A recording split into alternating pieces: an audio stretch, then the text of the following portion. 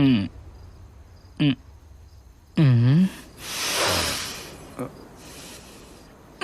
ಶರತ್ ಏನ್ ಮಾಡ್ತಿದ್ದೀರಾ?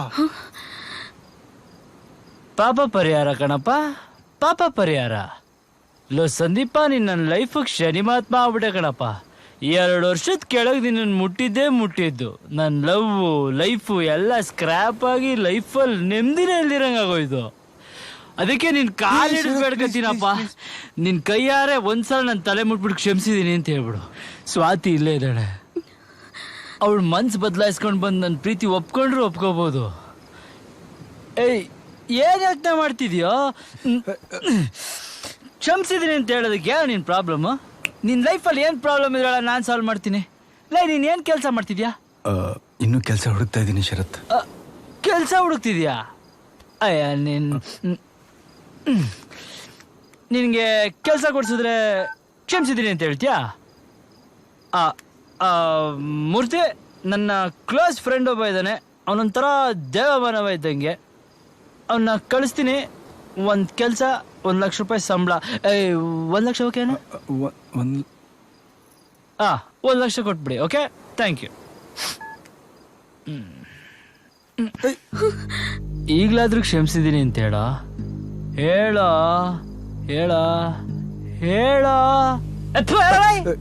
ಕ್ಷಮಿಸಿದ್ದೀನಿ. ಕ್ಷಮಿಸ್ಬಿಟ್ಟ? ಅದ್ರೇನ್ ಪ್ರಯೋಜನ?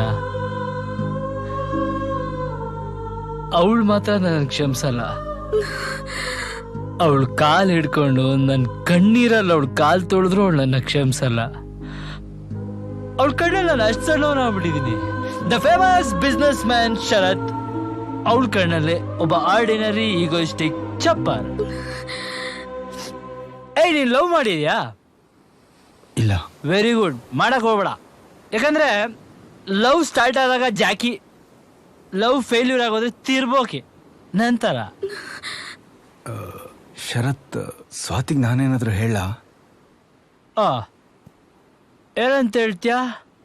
ಅವನ್ ತುಂಬಾ ಒಳ್ಳೆಯವನು, ನನಗೆ ಕೆಲಸ ಕೊಡಿಸ್ದ, ಅವನ್ ಪವಿತ್ರವಾದ ಪ್ರೀತಿನ ಒಪ್ಕೋ ಅಂತ ಹೇಳ್ತೀಯ?